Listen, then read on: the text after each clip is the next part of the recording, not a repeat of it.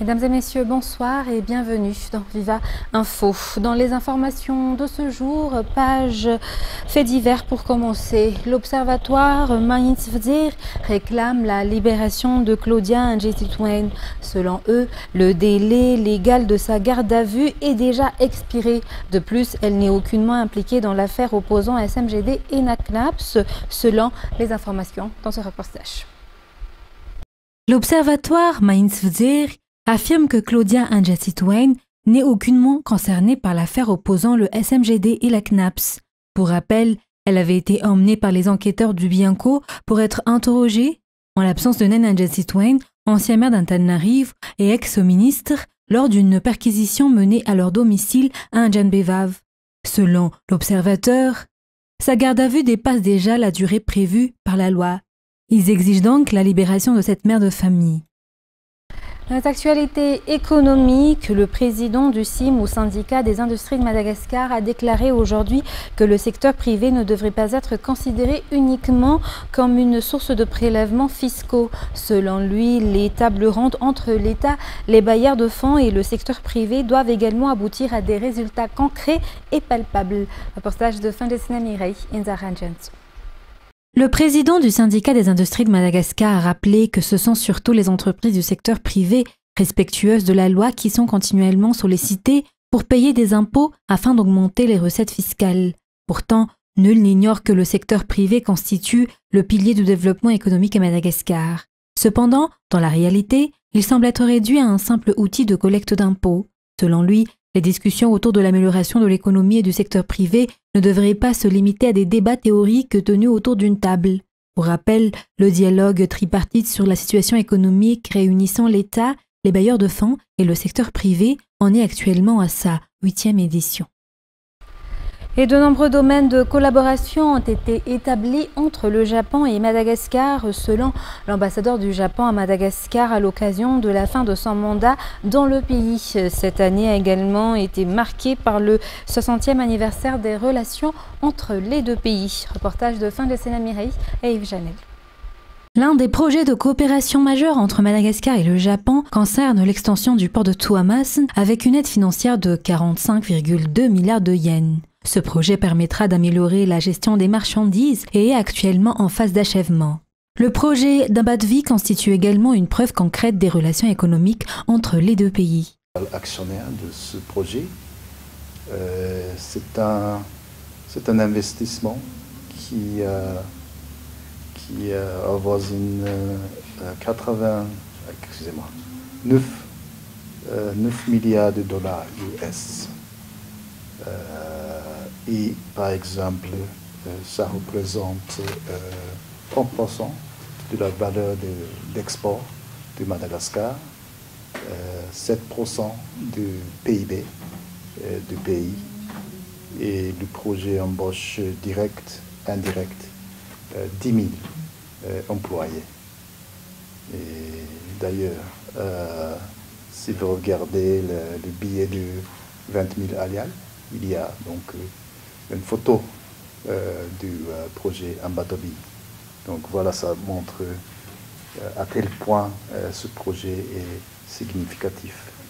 La coopération entre Madagascar et le Japon dure depuis 60 ans. Au cours de cette période, de nombreux échanges ont eu lieu, notamment la venue de 291 volontaires japonais qui ont œuvré dans divers domaines à Madagascar. De ces 20 ans,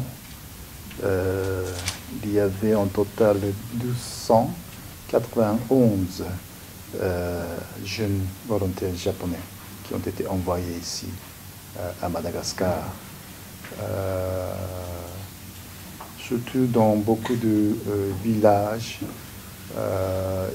ici à Narama, ou bien en Vakinakaracha, etc. En ce moment, il y a 35 volontaires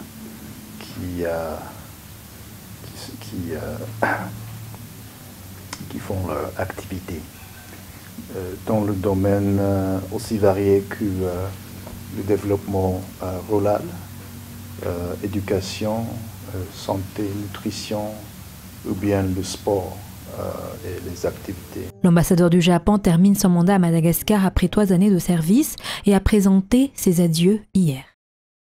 Dans la suite des actualités de ce jour, le ministère des Mines a confirmé dans une note publiée hier qu'il y a eu récemment une recrudescence de perception illicite de sommes d'argent contraires aux lois régissant le secteur minier, opérées aussi bien par des particuliers que par certains fonctionnaires ou élus dans plusieurs régions du pays. Ce phénomène a notamment été constaté à Sakassou, région Urumbé, où des prélèvements d'argent non réglementaires ont été effectués auprès des collecteurs de minéraux tels que le MICA. Selon cette note, seuls les bureaux administratifs compétents sont habilités à percevoir les sommes dues par les opérateurs du secteur minier. Reportage de Mirvoulat Seren. Les opérateurs œuvrant dans l'exploitation du MICA à Sakassou, district d'Yakour, région Urumbé, se plaignent de la présence de 15 barrages auprès desquels ils doivent s'acquitter de sommes d'argent. Certains sont présentés comme des ristournes, d'autres seraient mis en place par les forces de l'ordre. Des pressions seraient également exercées par certains élus, dont quelques-uns exigeaient jusqu'à 80 kg de produits, notamment du MICA, par camion, auprès des collecteurs sous prétexte de financer la réhabilitation de routes reliant la carrière à la route principale. Ces pratiques ont provoqué des tensions sur place à la fin du mois d'octobre et au début du mois de novembre. Face à ce genre de situation à Sakassou et dans d'autres régions où les abus se multiplient, le ministère des Mines a réitéré à travers la note publiée hier que seuls les bureaux administratifs compétents sont autorisés à percevoir les paiements dus par les autorités du secteur. Ainsi, toute perception de sommes d'argent non prévue par la loi est strictement interdite et les auteurs de telles pratiques seront poursuivis conformément au règlement général des fonctionnaires et ou au code pénal. Par ailleurs, le ministère invite l'ensemble des opérateurs et ceux qui souhaitent intégrer le secteur minier à se conformer scrupuleusement aux dispositions légales en vigueur. Le secteur des ressources minières, qui demeure l'un des plus vulnérables, subit toujours des difficultés, notamment en période de transition politique, période souvent exploitée par certains pour s'accaparer les richesses nationales. Une vigilance accrue est ainsi recommandée, surtout pour les communautés locales, qui bien souvent ne bénéficient pas des retombées issues des ressources de leur propre région. Et Mbulatine Ranjiamanantsou a été réélu président du groupement des opérateurs des technologies de l'information et de la communication ou GOTICOM pour les 2 prochaines années. Elle a déjà occupé ce poste auparavant.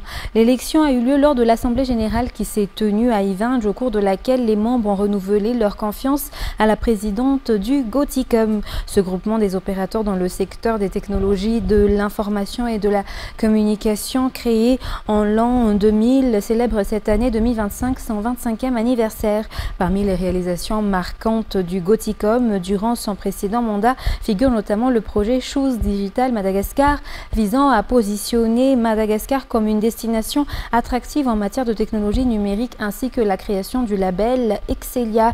Cependant, plusieurs défis demeurent pour le secteur de technologie de l'information et de la communication et constitueront des actes prioritaires pour ce nouveau mandat, entre autres le manque d'infrastructures, l'accès encore limité aux compétences numériques ainsi que la nécessité d'un financement durable. Dans la suite des actualités de ce jour, peu de jeunes osent aujourd'hui s'exprimer ou prendre leurs responsabilités dans la vie publique. Parmi les causes principales figurent le manque d'habitude et le manque de confiance en soi. Pour y remédier, le Festival de la Parole, un concours destiné aux étudiants de l'enseignement supérieur, débutera demain à Ankatz où l'événement durera 3 jours. Reportage de Felna Poutarsoul et Asnara Fanzanar. Les jeunes qui osent s'exprimer publiquement ou défendre leurs droits fondamentaux, l'éducation et l'avenir restent encore peu nombreux aujourd'hui. La timidité et le manque de compétences en prise de parole sont souvent les principales raisons, selon une association spécialisée dans la formation à la prise de parole en public, rencontrée aujourd'hui à Ankatz. Pour encourager les jeunes à s'exprimer, le Festival de la Parole entre dans sa phase finale à partir de demain. Il s'agit de la 2e édition de ce concours de débat et de prise de parole. 50 étudiants issus de l'enseignement supérieur ont participé depuis le mois d'octobre et 10 représentants régionaux ont été sélectionnés pour la finale. De nombreux thèmes seront abordés par les jeunes tout au long de la compétition. La finale de ce concours de prise de parole en public et de débat se tiendra ce vendredi, selon les organisateurs. Et pour poursuivre ce journal, passant à l'international, une jeune tiktokeuse malienne a été enlevée jeudi puis exécutée en public le lendemain dans le nord du Mali par des djihadistes présumés qui l'accusaient de collaborer avec l'armée malienne, ont indiqué dimanche un membre de sa famille, une source sécuritaire et un élu local. Les détails avec France 24. C'était une jeune femme souriante d'une vingtaine d'années, qui aimait se filmer et poster ses vidéos sur les réseaux sociaux. Plusieurs fois, elle avait marqué son soutien à l'armée malienne, en uniforme, faisant des saluts militaires. La veille de sa mort, elle filmait sur ce marché, dans sa ville, Tonka. C'est là qu'elle est enlevée par des djihadistes, comme le raconte son oncle. Donc les terroristes l'ont vue en train de filmer, ils pensaient qu'elle était en train de les espionner. Ensuite, il assiste impuissant à son exécution. Au moment de l'exécution, ils l'ont amené sur 2 motos. Ils étaient 4. Donc ils ont bandé ses yeux. Après, ils ont tiré sur elle à bout portant. Elle a reçu au total 4 balles dans son corps. Les gens ont très peur, Une exécution publique, alors que le Mali tout entier vacille. Les djihadistes du groupe de soutien à l'islam et aux musulmans mènent des attaques toujours plus proches de Bamako. Ils visent particulièrement les camions de carburant afin de couper les ravitaillements et asphyxier la capitale. Des événements qui rappellent la situation de 2012, quand le nord du Mali était occupé par des groupes islamistes. Les femmes étaient fouettées en cas d'adultère et ne pouvaient ni aller à l'école ni porter un pantalon. Aujourd'hui, à nouveau, les djihadistes s'en prennent à elles. S'il y a des femmes qui se trouvent dans ces véhicules et qu'elles ne portent pas de hijab, et ces femmes sont extraites du véhicule et souvent subissent des châtiments corporels, par exemple 10 coups de fouet, 50 coups de fouet. Ça arrive tous les jours. L'exécution publique de Mariam Cissé a plongé le Mali dans l'effroi. Tout le monde, même à Bamako, refuse de répondre à nos questions ou d'être filmé. Les djihadistes ont atteint leur objectif, semer la terreur. Partant à présent en Inde, l'explosion d'une voiture hier lundi au cœur de New Delhi a fait au moins 8 morts et 19 blessés. Si aucune cause officielle n'a été évoquée, la police a indiqué que des agences de lutte contre le terrorisme et des médecins légistes avaient été dépêchés sur les lieux près du Fort Rouge, lieu emblématique de la capitale indienne. Les détails avec France 24. Inspectant chaque recoin de la voiture calcinée, policiers et enquêteurs s'affairent pour tenter de comprendre les causes de son explosion. Selon le ministre fédéral indien de l'Intérieur, toutes les pistes sont désormais examinées, y compris celle d'une attaque terroriste, en vertu de la loi sur la prévention des activités illégales. Il était 19 h ce lundi lorsque ce véhicule en apparence banal s'est arrêté au feu rouge près de la station de métro Fort Rouge, un quartier très animé de la vieille ville de Delhi. Quelques instants plus tard, la voiture a explosé. Une voiture roulait devant moi, à moins d'1 mètre ou 2, quand soudain il y a eu une explosion. Je ne sais pas si c'était une bombe ou autre chose. Nous avons vu des morceaux de corps gisant par terre, comme s'ils avaient été complètement pulvérisés. J'ai vu d'autres morceaux de corps et une voiture endommagée au bord de la route. Dans l'attente des conclusions de l'enquête, l'aéroport international de la capitale indienne, les stations de métro et les bâtiments gouvernementaux ont été placés en état d'alerte maximale. Pour terminer ce journal, partant aux États-Unis, le Sénat américain a approuvé lundi soir un projet de loi de financement temporaire de l'administration fédérale destiné à sortir du shutdown le plus long de l'histoire des États-Unis. Le compromis adopté par 60 voix contre 40 doit désormais être débattu et adopté à la Chambre des représentants. Reportage de France 24. Quelques heures seulement après l'accord trouvé par les sénateurs démocrates et républicains pour mettre fin au shutdown, Donald Trump est sorti du silence et menace sa cible, les contrôleurs aériens. Tous les contrôleurs aériens doivent reprendre le travail immédiatement. Ceux qui ne le feront pas subiront des sanctions importantes. Plus de 1000 vols ont encore été annulés ce lundi aux États-Unis. À l'aéroport de Miami, la frustration domine chez certains passagers. C'est un peu fou ce matin. Il faut vérifier et s'assurer que votre vol n'a pas été modifié. J'ai d'autres amis qui prennent l'avion aujourd'hui. Ils ont déjà eu 3 changements de vol. C'est donc un peu difficile. Pour l'heure, l'accord signé dimanche soir au Sénat est un vote test. au moins 8 démocrates ont accepté de voter avec la majorité républicaine un projet de loi qui assurerait jusqu'à la fin janvier le financement de l'État fédéral. Un accord vécu comme une trahison par l'aile gauche du Parti démocrate. Beaucoup trop de gens ont du mal à joindre les deux bouts, ils ne peuvent pas s'épanouir. Ils survivent à peine. C'est pourquoi les démocrates mènent ce combat. Et nous continuerons à mener ce combat.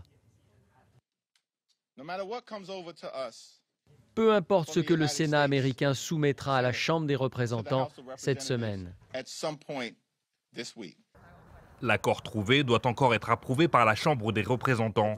Si les députés donnent eux aussi leur feu vert, la proposition sera enfin soumise à Donald Trump pour signature, pour mettre officiellement fin au shutdown, le plus long de l'histoire des États-Unis. Mesdames et messieurs, s'achève cette édition pour ce soir. Nous vous remercions de votre fidélité. Très bonne soirée à tous. Au revoir.